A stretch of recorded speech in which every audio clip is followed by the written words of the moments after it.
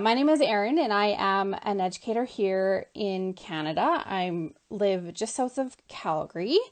Hi Sandra from Brampton. Oh yeah, if you could send some sunshine up here, that would be amazing because we need the sunshine. So I'm really excited today to talk to you guys about hand-look quilting. Has anyone tried hand-look quilting before? Sunny and beautiful in Virginia. Oh, I would much rather be where it's sunny.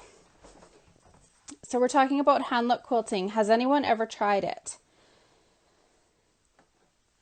It's a really neat technique that you can use for, not just for quilting, but you can use it in garments and you can use it for home decor, all kinds of different uses for hand-look quilting. So, oh, you've done it on the 15,000. Awesome. So I'm showing you today on the Continental M7 and you're going to love it. So I'm going to flip the camera so that you can see my sample here. So this is a jacket that I made and it was done with stretch denim and I used hand-look quilting, if I can get this to focus properly. I used hand-look quilting to anchor my batting to the denim, so it was a bit more of a quilted jacket. So this is with, I believe it was a silver gray thread, and then I also did it with the pink, so you can see the pink a little bit better, but it just looks so pretty as an accent on a garment. So, oh, do you need the blue dot bobbin? It is going to work better with the blue dot bobbin case, but I'm showing you today with the regular bobbin case that comes in the M7. And the reason why I'm showing you with that one is because there's a setting on the set menu or of the stitches that presets it to hand-look quilting. So there are 6 different hand-look quilting choices in the applications menu on the M7. And if we have a look here at the settings, we can see that it's changed the tension and it's changed the stitch length and the stitch placement to be able to get a good result for the hand-look quilting. So if you're not familiar with where the applications menu is on your Continental M7, other Janome sewing machines that are computerized will also have this same, we call it the t-shirt menu, but it's the applications, the sewing applications. So you can see here that we've got sewing, and then if we press this, it goes to quilting, and then we can see here that we've got hand-look quilting. Does it work on the 11,000? I'm not sure if there is a stitch setting for it on the 11,000, but I can definitely have a look for you. So these are the choices here for the hand-look quilting. And the way that you set up your machine is you actually want to have the color that you want to show up on your fabric, you want it in the bobbin case. And then in the top, you put some invisible thread. So this is some invisible thread. I believe this one is from, I can't remember. It's I had to wind some bobbins with it because my big spool got mangled somehow. So I just wound everything onto some bobbins. So that works really great. But you want a good quality invisible thread because you don't want it to melt when you iron it. So just make sure that it doesn't melt and that it's good quality. So this is in my top thread, and then I've got a really nice hot pink there in the bottom. And if you know me at all, I try to put something pink in everything. Okay, so I'm going to show you the different options that are for hand-look quilting. So I've got a little sample here, and it's 2 layers of fabric with some batting in between. And so make sure that I'm threaded. It's hard to see the invisible thread, but it is in there good. So I'll just move it to the back and we'll start. So this is stitch setting number 1. So and I think I need to lengthen my stitches. So I'm just going to lengthen them to about a 4.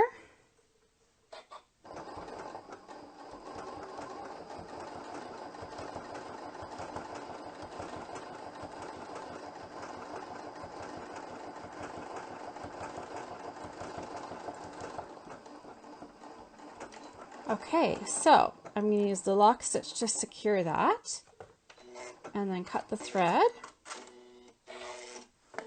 Okay, so this is stitch number 1 with the hand-look quilting. So this is just with the regular bobbin case that comes with the M7 machine, and we can see that you do need to have a longer stitch length, because at the beginning when my stitches were shorter, it didn't really give enough time to get that bobbin thread pulled up to the top. But over here, when the stitches were lengthened, you do get to see how it looks like that. So I'm going to lengthen them a little bit more to a 5, and we're going to try hand look number 2.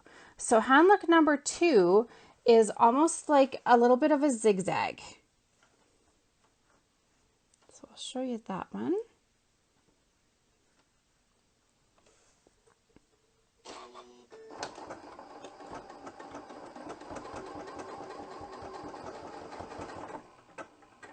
And again, we do need to go to the longer lengths.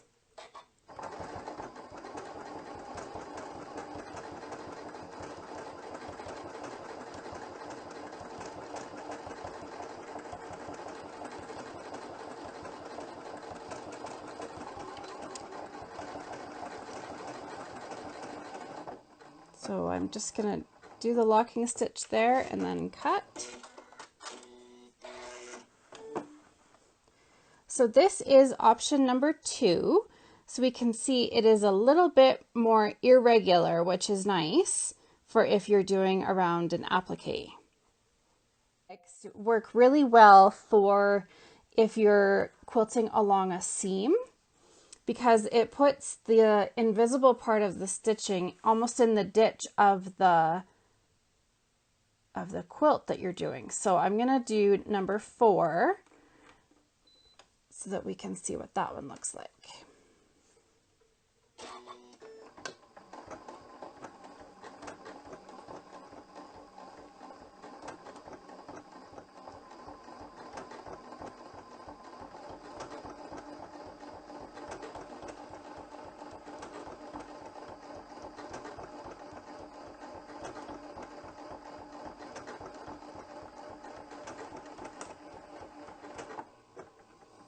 And my thread broke, so let's just put the foot up here. And this is really pretty. I really like that with the sort of like little stitches along the ditch. You wouldn't even be able to see anything if you were using a thread the same color as your fabric. So my thread broke, so I'm going to rethread it.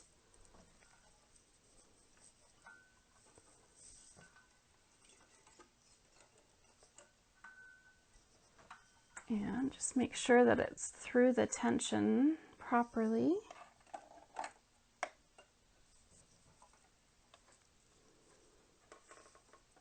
Okay.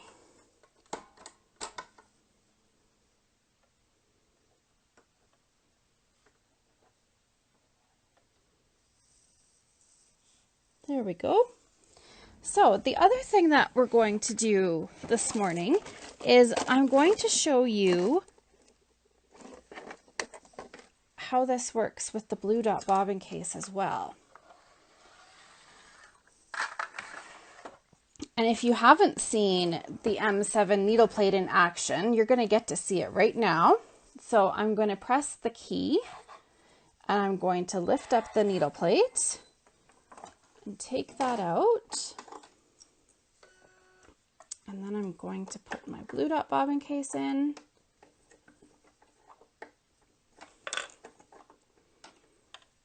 There we go. I'll put the needle plate back.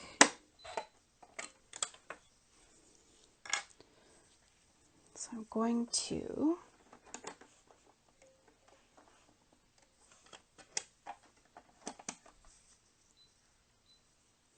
okay, and let's just go back to number 1 for a second, because now that we've changed the bobbin case, we can see the difference that having the blue dot bobbin case does. So I'm just going to go right beside the ones I did before and make sure that I'm not caught on anything.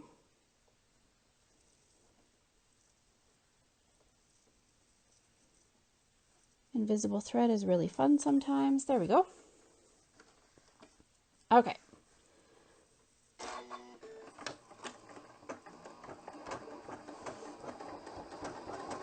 So this time we're doing hand look setting number 1 with the blue dot bobbin case.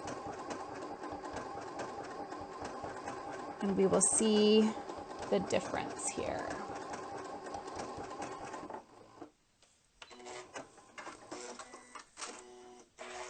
Okay, so there's the difference. So it definitely makes a difference to use the blue dot bobbin case. I didn't have to change any of the settings except for my stitch length with the hand look quilting. Oh, Sassarella, we're talking about hand look quilting today. And Spence Momsy, yes, I believe you can do this on the 9400. It will be in your quilting stitches, and it looks like, so if I show you up here, the stitches look like this. So you'll see on your stitch chart stitches like this, and that is for hand look quilting. So it really does make a difference to have the blue dot bobbin case, and so that means that you can do hand look quilting without having to memorize any settings or tensioning, and it looks really good. So I'm going to go back and we're going to try this one again, which is number 4 on the hand look quilting, and we'll have a look at that one to see what it looks like. It is amazing, isn't it? I love it. This is, I call it the fake it stitch, because this is what you can use to add your binding or do your quilting, and it makes it look like you spent hours and hours and hours when really you didn't. You just used the features that you have on your machine.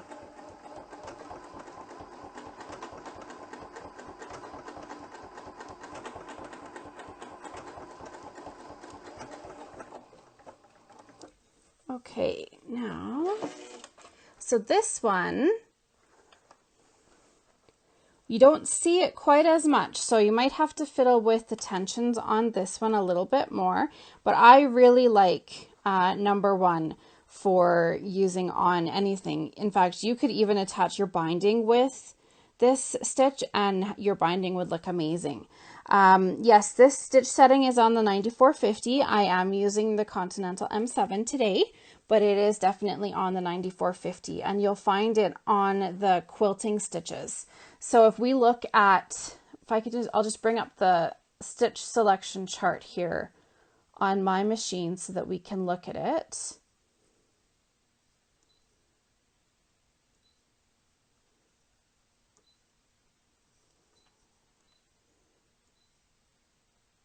Okay, so so these are your utility stitches on the M7.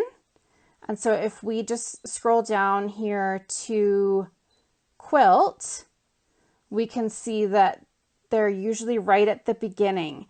Yes, this is on the 15,000, the hand look quilt stitches. So here's some other options that you can use for hand look quilting that aren't in the applications menu. So just a few different ways that they stitch out and how they look a little bit differently. So you'll find these stitches in your quilt settings on your sewing machine. So I'm gonna flip the camera back around, and if anybody has any more questions, I would love to answer them. And so hand look quilting is a really fun technique that you can use on any quilting project or home decor project. So just a reminder, our dealers are open across the country, and if they are not open physically for you to go into the store, you should be able to do some curbside pickup. And we have lots of really exciting stuff coming up with Janome Canada. We're preparing some online classes since we're not able to visit you at the dealer stores right now. So make sure you follow us on our social media channels. So our blog is janomelife.wordpress.com, and our new YouTube channel is Janome Life on YouTube. Oh, Sandra wants to know, is there a better weight thread for bobbin? I haven't experimented a lot with a heavier bobbin weight thread. The thread that I was using was just a regular, a color, I think it's a 40 weight. Let me just look at it real quick here. Yeah, the thread that I was using, it's a 40 weight thread. So it's just like regular quilting thread for thickness. You could try using a heavier thread like a 12 weight, but you would want to experiment first to see how it works with that. And if you are going to use a heavier thread, definitely make sure you're using that blue dot bobbin case so that it comes out a little bit faster. So what other questions? Oh, Barbara wants to know, what stitch do I use on the 11,000? If it's available on the 11,000, I'm not 100% sure because that was before my time with Janome, but I can definitely look for you. If it is available, it will be under the quilting menu, just after just regular 1/4 inch piecing. Yes, I was using invisible thread. I recommend a good quality invisible thread, one that is not going to melt when you iron it. There's lots of good thread brands out there. Many of our dealers sell the Madeira brand, and I believe Madeira has an invisible thread. And, oh, is it necessary to use the invisible thread for these stitches? Well, if you used a regular thread, you would still see the traveling stitches for the handlet quilting, so you would want to have the invisible thread, because otherwise these stitches will just be solid.